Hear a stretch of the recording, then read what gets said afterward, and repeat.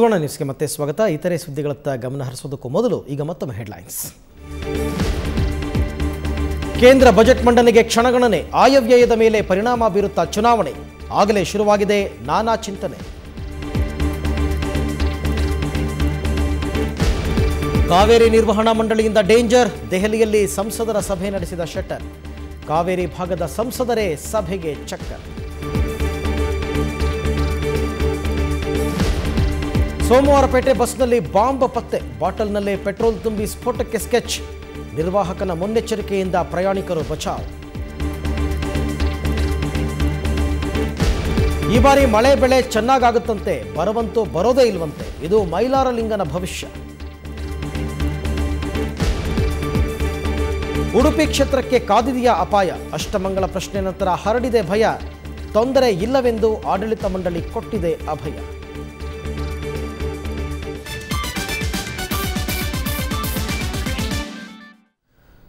ಉಡುಪಿ ಕ್ಷೇತ್ರಕ್ಕೆ ಕಾದಿದೆಯಾ ಅಪಾಯ? ಇಂಥದ್ದೊಂದು ವದಂತಿ ಜೋರಾಗಿದೆ. ಉಡುಪಿಯ ಅನಂತೇಶ್ವರ ದೇವಸ್ಥಾನದಲ್ಲಿ ನಡೆದ ಅಷ್ಟಮಂಗಲ ಪ್ರಶ್ನೆ ನಂತರ ಇಂಥದ್ದೊಂದು ವದಂತಿ ಹರಡಿದೆ. ಆದರೆ ಇದನ್ನು ದೇವಸ್ಥಾನದ ಆಡಳಿತ ಮಂಡಳಿ ಅಲ್ಲಗಳೆದಿದೆ.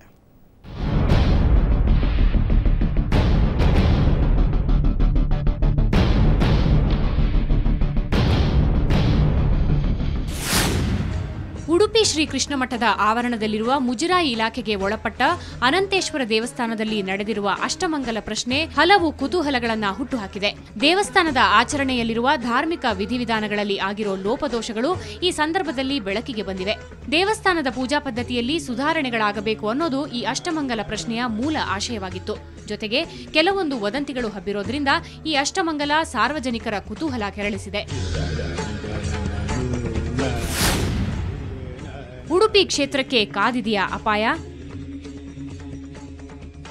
ಮೇ 13ಕ್ಕೆ ಉಡುಪಿ ಕ್ಷೇತ್ರಕ್ಕೆ ಅಪಾಯ ಕಾದಿದೆ ಅನ್ನೋ ಅಂಶ ಸಾಕಷ್ಟು ಚರ್ಚೆಗೆ ಕಾರಣವಾಗಿದೆ. ಆದರೆ ಆಡಳಿತ ಮಂಡಳಿ ಇದನ್ನ ತಳ್ಳಿ ಹಾಕಿದೆ. ಸರಿಯಾಗಿ ಪೂಜಾ ಕೈಂಕರ್ಯ ಕೈಗೊಳ್ಳಲು ಆಗದ ಕಾರಣ ಕೆಲವೊಂದು ಕುಟುಂಬಗಳು ತಮ್ಮ ಮನೆಯ ದೇವರನ್ನ ಅನಂತೇಶ್ವರ ದೇವಸ್ಥಾನದಲ್ಲಿ ಇರಿಸಿದ್ದಾರೆ. ಆ ಮೂರ್ತಿಗಳಿಗೆ ಸರಿಯಾಗಿ ಪೂಜೆ ನಡೆಯದ ಕಾರಣ ಆಯಾ ಕುಟುಂಬಗಳ ಸದಸ್ಯರಿಗೆ ತೊಂದರೆ ಕಂಡುಬರುವ ಸಾಧ್ಯತೆ ಇದೆ ಎಂದು ಅಷ್ಟಮಂಗಲದಲ್ಲಿ ಹೇಳಲಾಗಿದೆ. ಕ್ಷೇತ್ರಕ್ಕೆ ಅಪಾಯ ಬರುವ ಯಾವುದೇ ಸೂಚನೆಗಳು ಅಷ್ಟಮಂಗಲದಲ್ಲಿ ಕಂಡುಬಂದಿಲ್ಲ ಅಂತ ಆಡಳಿತ ಮಂಡಳಿ ಸ್ಪಷ್ಟಪಡಿಸಿದೆ. ಇನ್ನು ಕೃಷ್ಣಮಠಕ್ಕೆ ಒಳಪಟ್ಟ ಮಧ್ವ ಸರೋವರದ ಸುಧಾರಣೆ, ಸ್ವಚ್ಛತೆಯ ಬಗೆಗೂ ಅಷ್ಟಮಂಗಲದಲ್ಲಿ ಸೂಚನೆಗಳನ್ನು ನೀಡಲಾಗಿದೆ. ಹಾಗಾಗಿ ದೇವಸ್ಥಾನದ ಆಡಳಿತ ನಡೆಸುವ ಪುತ್ತಿಗೆ ಮಠದವರು ಜೀರ್ಣೋದ್ಧಾರಕ್ಕೆ ಮುಂದಾಗಿದ್ದಾರೆ. ಆದರೆ ಉಡುಪಿ ಕ್ಷೇತ್ರಕ್ಕೆ ಅಪಾಯ ಕಾದಿದೆ ಎಂಬ ವದಂತಿ ಭೀತಿಗೆ ಕಾರಣವಾಗಿದೆ. ಉಡುಪಿಯಿಂದ ಕ್ಯಾಮರಾಮನ್ ಹರೀಶ್ ಜೊತೆ ಶಶಿಧರ್ ಮಾಸಿಬೈಲು, ಸುವರ್ಣ ನ್ಯೂಸ್. ಬ್ಯಾಂಕ್ಗಳಲ್ಲಿ ಲೋನ್ ಪಡಿಬೇಕು ಅಂದರೆ 108 ತಲೆನೋವು. ಹೀಗಾಗಿ ಗ್ರಾಹಕರು ಕೆಲ ಫೈನಾನ್ಸ್ ಸಂಸ್ಥೆಗಳಿಗೆ ಮೊರೆ ಹೋಗೋದು ಸಾಮಾನ್ಯ. ಆದರೆ ಇದನ್ನೇ ನೆಪ ಮಾಡಿಕೊಂಡ ಫೈನಾನ್ಸ್ ಸಂಸ್ಥೆಗಳು ಜನತೆಯನ್ನು ವಂಚಿಸೋದೇ ಕಾಯಕ ಮಾಡಿಕೊಂಡಿವೆ. ಅದೇನು ಅನ್ನೋದನ್ನು ನೀವೇ ನೋಡಿ. ಕಚೇರಿ ಎದುರು ಆಕ್ರೋಶಗೊಂಡ ಗ್ರಾಹಕರಿಂದ ಪ್ರತಿಭಟನೆಗೆ ಸಾಥ್ ನೀಡಿದ ಕರ್ನಾಟಕ ಮಾತೃಭೂಮಿ ಕನ್ನಡ ಸೇನೆ. ಇದು ಬೆಂಗಳೂರಿನ ಬನ್ನೇರುಘಟ್ಟ ರಸ್ತೆಯ ಅರಕೆರೆಯಲ್ಲಿರುವ ಮಣಪ್ಪುರಂ ಗೋಲ್ಡ್ ಲೋನ್ ಸಂಸ್ಥೆಯ ವಂಚನೆಯ ವಿರುದ್ಧ ನಡೆದ ಪ್ರತಿಭಟನೆ. ಅದರಲ್ಲಿ ಏನು ಮಾಡ್ತಾ ಇದ್ದಾರೆ ಅಂದರೆ, ನಮ್ಮ ಮಣಿಪುರಂ ಗೋಲ್ಡ್ನವರು ಇವರು ಎಲ್ಲ ಫಾರಮ್ಗಳು ಏನು ಹಿಂದೆ ನೋಡಲ್ಲ ಮುಂದೆ ನೋಡಲ್ಲ, ಫಸ್ಟ್ ಹೋಗಿದ ತಕ್ಷಣ ಫಾರಮ್ಗಳಿಗೆ ಸೈನ್ ಮಾಡಬೇಕು. ಒಂದು 10-20 ಕಡೆ 30 ಕಡೆ ನೀವು 10 ಲಕ್ಷ 50 ಲಕ್ಷ ಲೋನ್ ತೊಗೊಳೋದಕ್ಕೂ ಮಾಡಿಸ್ಕೊಳ್ಳಲ್ಲ. ಅಷ್ಟೊಂದು ಸೈನ್ಗಳು ಮಾಡಿಸ್ಕೊಂಡು ಗೊತ್ತಿಲ್ಲದಿರೋರಿಗೆ ಫ್ರಾಡ್ ಮಾಡಿ ಆ ಚಿನ್ನವನ್ನು ಸುಮ್ಮನೆ ನಿಮಗೆ ಒಂದು ತಿಂಗಳಾಗದಾಗ 1% ಅಂತ ಹೇಳೋದಂತೆ, ಮತ್ತೆ 2%, ಮತ್ತೆ ಹಾಗೆ 10% ಅಂತ ಹೇಳೋದು. ಅದನ್ನು ಇನ್ನೊಂದು 8 ತಿಂಗಳಾದಮೇಲೆ ಚೈನೇ ಇರಲ್ಲ, ಅವ್ರು ಇಟ್ಟಿರೋ ಗೋಲ್ಡೇ ಇರಲ್ಲ. ಇಲ್ಲಿ ಅಡವಿಟ್ಟ ಚಿನ್ನವನ್ನು ಬಿಡಿಸ್ಕೊಳ್ಳೋದಕ್ಕೆ 1 ವಾರ ತಡ ಆಗಿತ್ತು. ಇದನ್ನೇ ನೆಪ ಮಾಡಿಕೊಂಡ ಮಣಪ್ಪುರಂ ಗ್ರಾಹಕರ ಗಮನಕ್ಕೆ ತರದೆ ಚಿನ್ನವನ್ನ ಕರಗಿಸಿ ಮಾರಾಟ ಮಾಡಿದ್ಯಂತೆ. ಇದರಿಂದ ರೊಚ್ಚಿಗೆದ್ದ ಗ್ರಾಹಕರು ಸಂಸ್ಥೆಯ ವಿರುದ್ಧ ಪ್ರತಿಭಟಿಸಿದರು.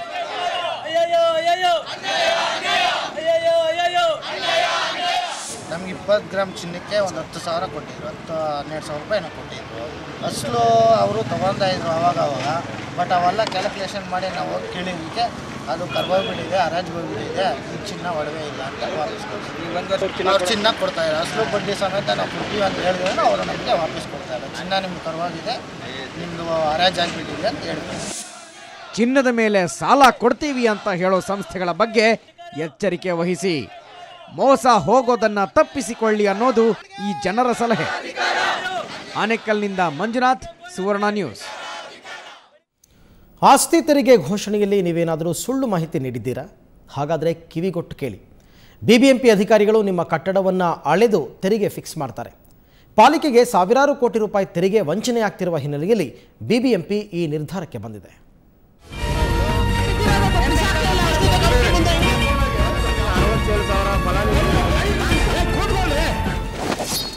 ಬಿಬಿಎಂಪಿ ಬೊಕ್ಕಸ ಖಾಲಿ ಖಾಲಿ. ಬಾಕಿ ಇದೆ 786 ಕೋಟಿ ತೆರಿಗೆ ವಸೂಲಿ. ಹೌದು, ಬಿಬಿಎಂಪಿಗೆ ಇನ್ನು 786 ಕೋಟಿ ರೂಪಾಯಿ ತೆರಿಗೆ ಬಾಕಿ ವಸೂಲಿಯಾಗಬೇಕಿದೆ. ಇವುಗಳನ್ನು ವಾಪಸ್ ಪಡೆಯಲು ಪಾಲಿಕೆ ಮಾಸಿಕ ಸಭೆಯಲ್ಲಿ ಒಂದಿಷ್ಟು ನಿರ್ಧಾರಗಳನ್ನು ಕೈಗೊಳ್ಳಲಾಗ್ತಿದೆ. ಆಸ್ತಿ ತೆರಿಗೆ ವಂಚಕರ ಹೆಸರನ್ನು ಪ್ರಮುಖ ರಸ್ತೆಗಳು ಹಾಗೂ ಪಾರ್ಕ್ಗಳಂತ ಸಾರ್ವಜನಿಕ ಸ್ಥಳಗಳಲ್ಲಿ ಪ್ರದರ್ಶಿಸಲು ನಿರ್ಧರಿಸಲಾಗಿದೆ. ಅಲ್ಲದೆ ಕಟ್ಟಡದ ವಿಸ್ತೀರ್ಣವನ್ನ ಪುನರ್ ಪರಿಶೀಲಿಸಲು ಮಾಪನ ಮಾಡಿ ತೆರಿಗೆ ಮೊತ್ತ ನಿಗದಿಪಡಿಸಲು ನಿರ್ಧರಿಸಲಾಗಿದೆ. ಈಗ 30 ಒಳಗಡೆ ಯಾರ್ಯಾರ್ದು ಅರಿಯರ್ಸ್ ಬಾಕಿ ಇದೆಯೋ ಎಲ್ಲರ ಹತ್ರ ವಸೂಲಿ ಮಾಡಬೇಕು ಅಂತೇಳಿ ನಾವೆಲ್ಲ ಜಾಯಿಂಟ್ ಕಮಿಷನರ್ಗೆ ಈಗಾಗಲೇ ಆಯುಕ್ತರು ಸುತ್ತಲೇನೂ ಹೊಡಿಸಿದ್ದಾರೆ. ಯಾರು ಬಾಕಿ ಉಳಿಸ್ಕೊಂಡಿರ್ತಾರೋ 30 ಮೇಲೆ ಮಾರ್ಚ್ ಮೇಲೆ ಅವ್ರ ಮೇಲೆ ಡಿಸ್ಮಿಸ್ ಮಾಡೋದು, ಸಸ್ಪೆಂಡ್ ಮಾಡೋದು, ಏನು ಕಾನೂನು ರೀತಿಯಲ್ಲಿ ಕ್ರಮ ತಗೊಬೇಕು ಅದನ್ನೆಲ್ಲ ತಗೊಂತೀವಿ. ಅಲ್ಲದೆ ತೆರಿಗೆ ಸಂಗ್ರಹದ ಗುರಿ ಮುಟ್ಟದ ಅಧಿಕಾರಿಗಳನ್ನ ಅಮಾನತು ಮಾಡೋದಾಗಿ ಆಯುಕ್ತರು ಎಚ್ಚರಿಸಿದ್ರು. ಅಧಿಕಾರಿಗಳಲ್ಲಿ ಇಚ್ಛಾಶಕ್ತಿಯ ಕೊರತೆ ಇರೋದ್ರಿಂದ ತೆರಿಗೆ ಸಂಗ್ರಹ ಸಮರ್ಪಕವಾಗಿ ಆಗ್ತಿಲ್ಲ ಅಂತ ವಿಪಕ್ಷಗಳು ದೂರಿದ್ವು. ಕೆಲವರು ಟ್ಯಾಕ್ಸ್ ನೆಟ್ಗೆ ಬಂದಿಲ್ಲ ಅಂಥವ್ರನ್ನ ಇವರು ಕಂಡು ಹಿಡಿದು ಹೋಗಿ ಪ್ರೆಷರ್ ಹಾಕಿ ಅವ್ರನ್ನ ಟ್ಯಾಕ್ಸ್ ನೆಟ್ ಬರುವಂಥ ಪ್ರಯತ್ನ ಮಾಡುವಂಥ ಜವಾಬ್ದಾರಿ ರೆವಿನ್ಯೂ ಇನ್ಸ್ಪೆಕ್ಟರ್, ಟ್ಯಾಕ್ಸ್ ಇನ್ಸ್ಪೆಕ್ಟ್ರು. ಇವುಗಳ ಫೈಲೂರಿಂದಾಗಿ ಇವತ್ತು ಟಾರ್ಗೆಟನ್ನು ನಾವು ರೀಚ್ ಮಾಡೋಕ್ಕಾಗ್ತಾ ಇಲ್ಲ. ಸುಮಾರು 1000 ಕೋಟಿ ರೂಪಾಯಿಗಳಷ್ಟು ಆದಾಯ ಟ್ಯಾಕ್ಸ್, ಪ್ರಾಪರ್ಟಿ ಟ್ಯಾಕ್ಸ್ನ ಬರಬೇಕಾಗಿದೆ, ಪಾಲಿಕೆ ಬರ್ತಾ ಇಲ್ಲ. ಇದನ್ನು ಕಮಿಷನ್ ಅವರೇ ಒಪ್ಕೊಂಡಿದ್ದಾರೆ. ಇದು ಒಂದು ರೀತಿಯಲ್ಲಿ ನೆಗ್ಲಿಜೆನ್ಸ್ ಆಫ್ ಡ್ಯೂಟಿ ಆಗಿರ್ತಕ್ಕಂಥ ಸಂದರ್ಭದಲ್ಲಿ ಬಿಬಿಎಂಪಿ ಕಡೆಗೂ ಎಚ್ಚೆತ್ತುಕೊಂಡಿದೆ. ಪಾಲಿಕೆ ಬೊಕ್ಕಸ ಖಾಲಿ ಹೊಡಿತಿರೋದ್ರಿಂದ ಸಂಪನ್ಮೂಲ ಕ್ರೋಢೀಕರಣಕ್ಕೆ ಒತ್ತು ನೀಡುತ್ತಿದೆ. ಬೆಂಗಳೂರಿನಿಂದ ಕ್ಯಾಮರಾ ಪರ್ಸನ್ ದೇವರಾಜ್ ಜೊತೆ ಅಶ್ವಿನಿ, ಸುವರ್ಣ ನ್ಯೂಸ್. ಈಗ ರಾಜ್ಯದ ಸಂಕ್ಷಿಪ್ತ ವಾರ್ತೆ ಕರ್ನಾಟಕ ಡೈರಿಯಲ್ಲಿ. ಮೊದಲ ಬಾರಿಗೆ ಚಿಕ್ಕಬಳ್ಳಾಪುರ ಶಾಖಾಮಠಕ್ಕೆ ಭೇಟಿ ನೀಡಿದ ಆದಿಚುಂಚನಗಿರಿ ಶ್ರೀ ನಿರ್ಮಲಾನಂದ ಸ್ವಾಮೀಜಿ. ವೀರಾಂಜನೇಯ ದೇವಸ್ಥಾನದಲ್ಲಿ ವಿಶೇಷ ಪೂಜೆಗೆ ಸಾಕ್ಷಿಯಾದ ನೂರಾರು ಭಕ್ತರು. ಗುಲ್ಬರ್ಗಾದಲ್ಲಿ ಮೋಜು ಮಸ್ತಿಗಾಗಿ ದರೋಡೆ ಮಾಡಿದ ವಿದ್ಯಾರ್ಥಿಗಳು. ಪೆಟ್ರೋಲ್ ಬಂಕ್ ಮಾಲೀಕನ ಮೇಲೆ ಹಲ್ಲೆ ನಡೆಸಿ 2.4 ಲಕ್ಷ ದರೋಡೆ ಮಾಡಿದ ವಿದ್ಯಾರ್ಥಿಗಳು. ಕಂಬಿ ಎಣಿಸುತ್ತಿರುವ ಗುಲ್ಬರ್ಗಾದ ITI PUC ವಿದ್ಯಾರ್ಥಿಗಳ ತಂಡ.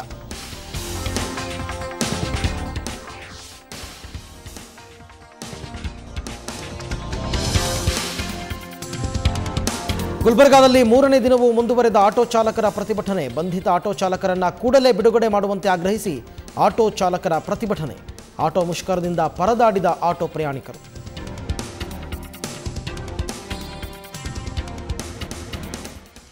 ಬಸ್ಸಿನ ಅನುಕೂಲದ ಬರೀ ಮೇನ್ ರೋಡ್ ಅಷ್ಟೇ ಉಳಿತಾವ. ವೃದ್ಧರು ಇರ್ತಾರೆ, ಮುದುಕರು ಇರ್ತಾರೆ, ಹಾಸ್ಪಿಟಲ್ಗೆ ಹೋಗಬೇಕು, ಮಕ್ಕಳಿಗೆ ಸ್ಕೂಲ್ ಬಿಡೋಕ್ಕಾದ್ರೆ ಆಟೋನೇ ಬೇಕು. ಆದಷ್ಟು ಜಲ್ದಿ ಜಿಲ್ಲಾಡಳಿತ ಇದು ಬಾರಿ ಮೇಲೆ ಆಟೋದವ್ರದ್ದು ಏನು ಸಮಸ್ಯೆಗಳವ ಕುಂದು ಕೊರತೆ ಬಗೆಹರಿಸಿ ಎಲ್ಲರಿಗೂ ಒಂದು ಇದು ಮಾಡಕ್ಕಂತ ಹೇಳ್ತಾ ಇದ್ದೀನಿ ನಾನು. ಚಿಕ್ಕೋಡಿಯ ದೂದ್ಗಂಗಾ ಕೃಷ್ಣ ಸಹಕಾರಿ ಸಕ್ಕರೆ ಕಾರ್ಖಾನೆ ಬಳಿ ಮ್ಯಾಕ್ಸಿ ಕ್ಯಾಬ್ ಅಪಘಾತ. 25 ವಿದ್ಯಾರ್ಥಿಗಳಿಗೆ ಗಂಭೀರ ಗಾಯ. ಗಾಯಾಳು ವಿದ್ಯಾರ್ಥಿಗಳಿಗೆ ಬೆಳಗಾವಿಯ KLE ಚಿಕಿತ್ಸೆ.